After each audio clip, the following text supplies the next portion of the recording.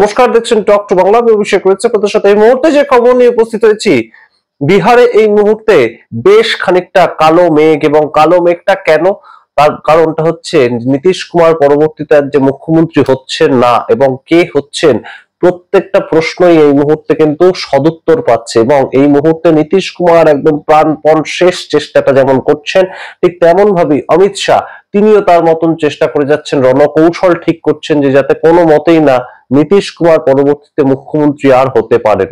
এবং এই মুহূর্তে এনডিএর অভ্যন্তরে এমন একটা প্রেক্ষাপট তৈরি হয়েছে যে নীতিশ কুমারের অত্যন্ত কাছের যে মন্ত্রী ছিলেন লল্লন সিং, সেই লল্লন সিং তিনি সরাসরি প্রধানমন্ত্রী তার সঙ্গে র্যালি করলেন, কিন্তু নীতিশ কুমার সেখানে থাকলেন না। প্রথম সেটা একটা বিষয় হয়ে দাঁড়ালো যে পাটনাতে র্যালি করলেন দেশের প্রধানমন্ত্রী নরেন্দ্র মোদী, এবং সেই র্যালিতে নীতিশ কুমার থাকলেন না। যখন নীতিশ কুমার তিনি অন্য একটি জেলায় গিয়ে প্রচার করলেন জেডিইউ প্রার্থীদের হয়ে, সেটা একটা গুরুত্বপূর্ণ ফ্যাক্টর। অন্যদিকে যেটা উঠে এলো যে লল্লন সিং তিনি একটি বক্তব্য রেখেছেন, কোট আনকোট আপনাদের পড়ে শোনাচ্ছি, তাহলে আপনারা বুঝতে পারবেন এই মুহূর্তে কতটা গুরুতর হয়ে উঠেছে বিষয়টা।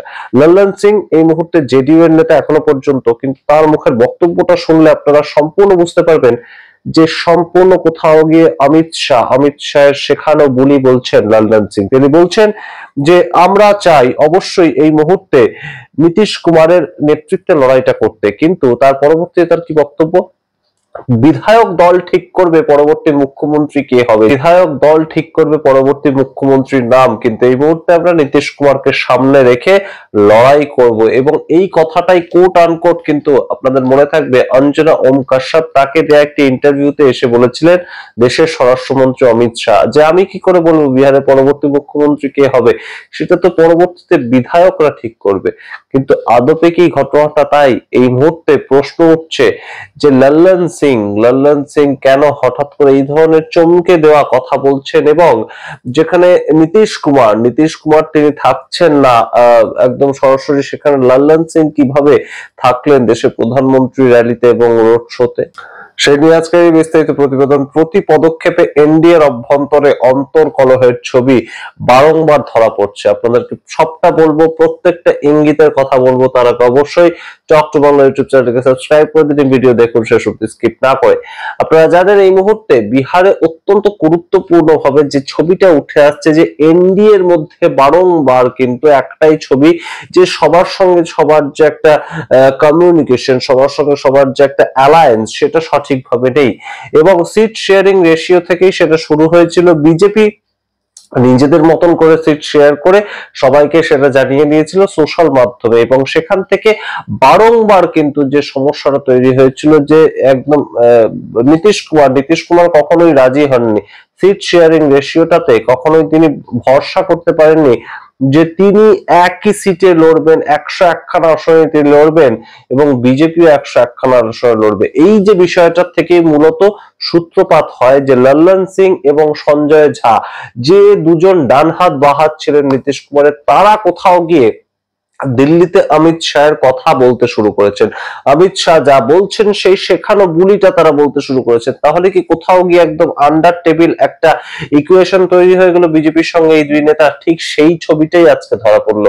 লল্লন সিং তিনি প্রথমত একটা ইউটিউব চ্যানেল তাদেরকে দেয়া সাক্ষাৎকারে বললেন যে বিধায়ক দল ঠিক করবে পরবর্তীতে যে মুখ্যমন্ত্রী কে হবে, এবং আমরা একদম নীতিশ কুমারকে সামনে রেখে লড়াইটা করছি, এই কথা প্রাথমিকভাবে বললেন। কিন্তু তার পরবর্তীতে যে বিষয়টা সেটা আরো গুরুতর, যে পাটনাতে নীতিশ কুমার দেশের প্রধানমন্ত্রী র্যালিতে থাকলেন না, সেই পাটনাতেই জেডিইউ এর পক্ষ থেকে থাকলেন লল্লন সিং। এবং লল্লন সিং এর এই থাকাটা, এই উপস্থিতিটা কোথাও গিয়ে কিন্তু একটাই দিকে নির্দেশ করছে যে পরবর্তীতে বিহারের একনাথ শিন্ডে হতে চলেছেন লল্লন সিং। কেন বলছি এই কথা, তার কারণ আপনাদের মনে থাকবে মহারাষ্ট্রে উদ্ধব ঠাকরের ডান হাত ছিলেন একনাথ শিন্ডে।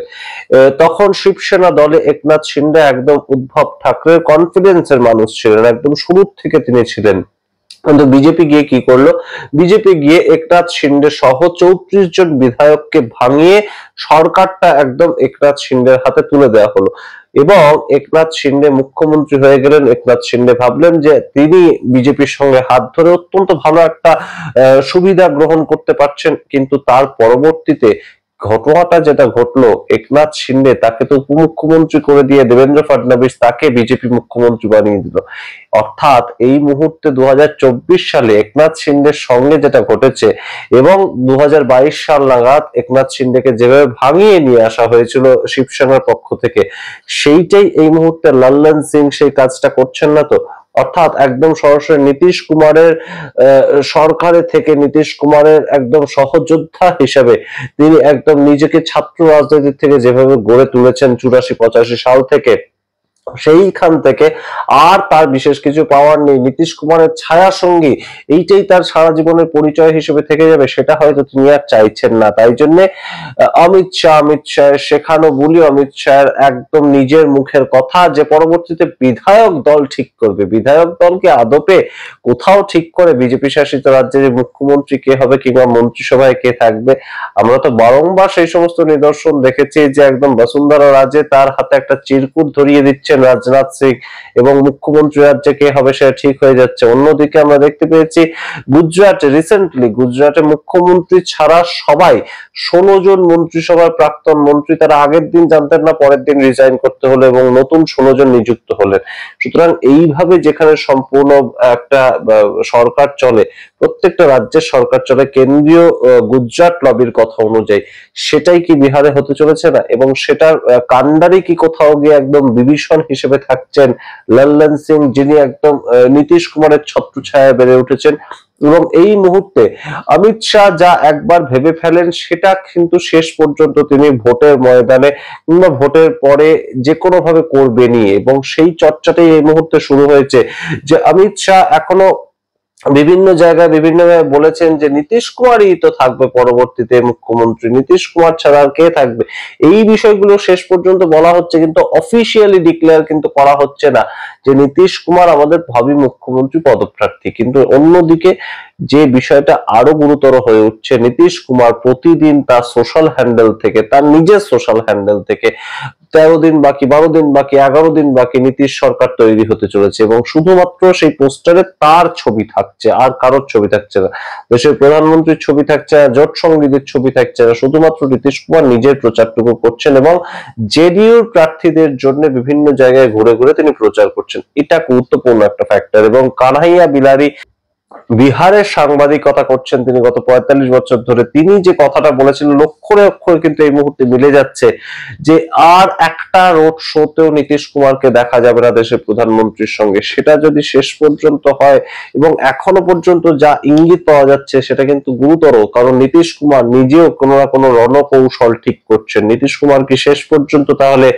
তীর চিহ্ন যেটা নিয়ে লড়েন সেটা কোথাও গিয়ে লণ্ঠনের সঙ্গে মিলিয়ে দিতে বাধ্য হবেন, নাকি শেষ পর্যন্ত সেই কাজটা তিনি করতে পারবেন না? অন্য কোনো খেলা এর মধ্যে লুকিয়ে আছে বলে আমরা হয়তো সেটা জানি না এখনো পর্যন্ত, কিন্তু নীতিশ কুমার মুখ্যমন্ত্রী থাকবেন না এটা কিন্তু এই মুহূর্তে বিহারে একটা অলিখিত সত্য হয়ে গিয়েছে। এবং এনডিএ এর মাথা হিসেবে অমিত শাহ যখন ঠিক করে ফেলেছেন এটা, তখন কিন্তু সেটাকে খণ্ডন করবার কথা আর কেউ ভাবছেন না, অন্তত সেটা লল্লন সিং তার মুখ থেকে কিন্তু আজকে যে কথাটা এসেছে সেটা শুনে সম্পূর্ণভাবে ব্যাখ্যা করা যায়। এবং অন্যদিকে আপনাদেরকে জানাই যে এই মুহূর্তে ভোট শিফট কিন্তু একটা হচ্ছে, ভোট শিফটিং এর ব্যাপারটা কিন্তু অবশ্যই এই মুহূর্তে হচ্ছে প্রতিদিন প্রতিনিয়ত। তার কারণ কর্মী ভোটার কিংবা কৈরি ভোটার তাদের মধ্যে এই যে ছবিটা সেটা কিন্তু একদম স্পষ্ট হয়ে গিয়েছে যে তাদের নেতা নীতিশ কুমার, অর্থাৎ অতি পিছিয়ে পড়া মানুষ যারা, তাদের নেতা ছিলেন নীতিশ কুমার, তাদের ভোটটা নীতিশ কুমার একদম চাঙ্ক ভোট হিসেবে পেতেন।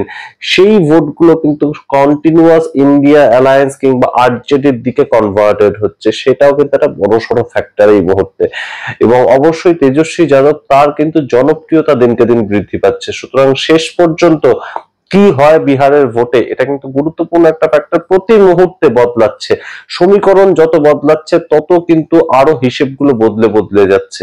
তবে নীতিশ কুমার এই মুহূর্তে যে বিহারের মুখ্যমন্ত্রী হচ্ছেন না সেটা একটা বাতাবরণ তৈরি হয়ে গিয়েছে, এবং সেটাই যে পরবর্তীতে এনডিএ সরকার যদি তৈরি হয় তাহলে যে হবেন না এটুকু অন্তত শিওর। এবার নীতিশ কুমার পরবর্তীতে অন্য কোনো সরকার নিজে তৈরি করবেন কিনা কারোর একটা হাত ধরে, সেটা তো নীতিশ কুমার শেষ পর্যন্ত ঠিক করবেন। আপনারা সামগ্রিক রিপোর্টের ভিত্তিতে কি মনে করেন অবশ্যই কমেন্ট বক্সে কমেন্ট করুন। বিহারে কে জিততে পারে আপনাদের মতামত বলুন না একটু, শুনি, আমরা সেই নিয়ে ব্যাখ্যা করব। অবশ্যই অবশ্যই টক টু বাংলা প্রতিটি ভিডিও লাইক কমেন্ট শেয়ার করুন এবং অবশ্যই টক টু বাংলা ইউটিউব চ্যানেলকে সাবস্ক্রাইব করে দিন। ধন্যবাদ।